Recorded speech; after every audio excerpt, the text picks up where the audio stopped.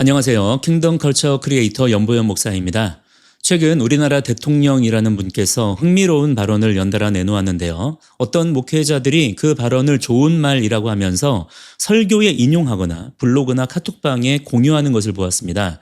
그런데 과연 그 발언들이 정말 기독교적 가치관과 맞는지, 그리고 목회자들이 인용해도 되는 내용인지 저는 이 부분을 좀 짚고 넘어가야 되겠다고 생각했습니다. 먼저 첫 번째 발언입니다. 돈은 마귀다. 그런데 결코 마귀의 얼굴로 오지 않는다. 늘 가장 아름다운 천사, 친구, 친척, 애인의 모습으로 찾아온다. 겉으로 보기에는 돈의 위험성을 경고하는 말 같죠. 그런데 이 말이 과연 성경적인 관점에서 올바른가? 이런 부분에서 교묘하게 진리를 비트는 거예요. 성경은 돈 그 자체를 마귀라고 부르지 않습니다. 성경은 돈을 사랑함이 일만 악의 뿌리라고 경고합니다. 디모데전서 6장에 나오죠. 돈은 하나님이 인간에게 맡기신 청지기적 도구입니다. 그렇기 때문에 그 돈을 내가 무엇으로 이해하고 있고 어떻게 사용하는지에 따라서 전혀 다른 결과로 나타날 수가 있는 거예요. 돈 그 자체에는 아무런 생명도 없고요. 의도성이 없다 이 말입니다. 그런데 돈 자체를 악마화하고 초월적이고 통제 불가능한 힘처럼 묘사하는 것은 오히려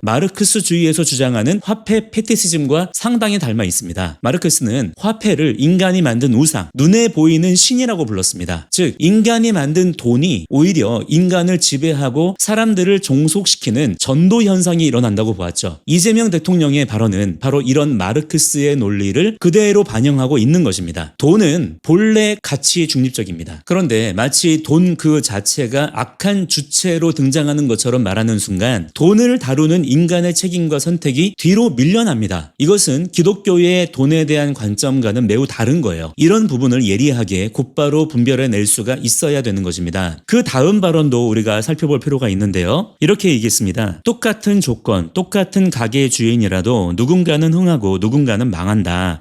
한 번의 접촉, 경험마다 조금씩 잃는 사람이 있고 그 차이는 10년, 20년이 지나면 철길처럼 벌어진다. 얼핏 보면 작은 차이가 장기적으로 큰 격차를 만든다라는 그냥 일반적인 교훈 같아 보입니다. 그러나 이 말 또한 마르크스의 소외 개념을 연상시킵니다. 마르크스는 노동자가 자신의 노동 결과물과 점점 멀어지고 결국 그 노동 산물이 노동자를 지배하는 과정을 소외라고 불렀습니다. 이 발언을 곰곰이 들여다보면 개인의 경쟁이나 노력보다 자본과 구조가 삶의 모든 것을 결정짓는다는 뉘앙스를 풍기고 있습니다. 다시 말해서 돈과 시장의 힘 앞에서 개인의 노력은 무력하다는 암시가 깔려 있는 거죠. 여러분, 기독교는 자본주의를 완벽하다고 옹호하지 않습니다. 그러나 하나님은 사람에게 자유와 책임을 주셨습니다. 성경적 세계관에서 우리는 도덕적 선택과 성실한 노력을 통해서 변화를 만들어낼 수 있다고 믿습니다. 그렇기 때문에 항상 말씀의 기준을 붙잡고 하나님의 인도하심을 구하면서 모든 상황 속에서 옳은 선택을 하기 위해 노력하고 최선을 다해 수고하는 것을 중요하게 여기는 것이죠. 그렇게 개인과 사회가 발전해 나아가는 것입니다. 그에 반해서 앞서 소개한 발언들은 마치 개인의 윤리나 노력만으로는 아무것도 바뀌지 않는다. 구조를 바꿔야 한다라는 메시지를 품고 있는 것입니다. 이것이 바로 마르크스주의적 사고의 핵심인 것입니다. 문제는 이런 발언이 마치 좋은 말 또는 성경적인 가치에 동의하는 말인 것처럼 포장되어서 교회 안에 특히 목회자 그룹에 무비판적으로 흘러 들어오고 있다는 겁니다. 목회자들이 아무런 필터 없이 이런 말을 인용하고 심지어 설교에 그대로 사용한다면 이는 성도들에게 은근히 마르크스주의적 세계관을 주입하는 꼴이 될 수 있습니다. 여러분, 이게 얼마나 위험한지 아십니까? 지금 대한민국은 자유민주주의와 시장경제를 기반으로 세워져 있습니다. 적어도 아직까지는 그 시스템이 작동하고 있어요. 물론 자본주의가 완벽한 건 아니지만 최소한 성경의 청지기적 가치와 노동의 가치와 맞닿아있는 부분들이 있습니다. 하지만 이런 발언을 반복적으로 하다 보면 국민들에게 자본주의 체제 자체를 의심하게 만들고 사회구조에 대해 책임을 전가하게 되며 결국 분배와 배급을 중심으로 한 공산주의적 경제관으로 자연스럽게 이끌어갈 수 있는 사상적 토대를 마련하게 될 수가 있는 것입니다. 이것도 음모론인가요? 이미 이재명 대통령은 여러 차례 희년과 같은 성경 용어를 정치적으로 왜곡해서 인용하면서 좌파적 경제 철학을 정당화하려는 시도를 했습니다. 이번 발언들도 그 연장선에 있다고 봅니다. 목사님들 그리고 기독교인 여러분들, 여러분들 제발 이 시대 가운데 정신 차리셔야 됩니다. 그냥 좋은 말 같다라고 해서 그냥 다 인용하지 마세요. 뱀이 했던 말도 하와에겐 그럴듯하게 들렸다는 사실을 잊지 마시기 바랍니다. 성경적 기준 없이 정치인의 말을 그대로 받아들이면 그것이 어느새 성도들에게 세속 철학과 이념을 정당화시키는 도구가 됩니다. 예수님은 너희가 하나님과 재물을 겸하여 섬길 수 없다라고 말씀하셨지 돈 자체를 막이라 하지 않으셨습니다. 그 차이를 분명히 구분해야 합니다. 결론적으로 이 발언들은 단순한 교훈이나 윤리적 권고가 아닙니다. 그 안에는 마르크스주의적 구조 비판과 체제 변혁의 메시지가 담겨 있습니다. 교회가 이런 담론에 무비판적으로 동조한다면 그 끝은 자유의 상실입니다. 무언가를 선택할 수 있는 기회가 박탈된다 이 말이에요. 우리의 재산과 삶의 가치를 빼앗기게 됩니다. 그렇게 신앙의 자유, 경제적 자유, 인생의 수많은 선택의 기회들을 잃고 나서야 그제서야 그때 우리가 왜 그런 말들을 그대로 받아들였을까 후회하게 된다면 그때는 이미 늦습니다. 지금 우리는 깨어 있어야 합니다. 깨어 있는 것은 아무에게나 허용되지 않습니다. 깨어 있고자 하는 자만 깨어 있을 수 있습니다. 깨어나십시오. 세상의 사상적 흐름을 확인하시고 세상의 흐름과 반대로 가셔야 됩니다. 그것이 우리 주님께서 마지막 때로 갈수록 우리가 가야 할 삶의 방향이라고 여러 차례 말씀하셨습니다. 오늘도 주 안에서 강건하시길 바라고요. 저는 다음 영상에서 다시 찾아뵙겠습니다. 감사합니다.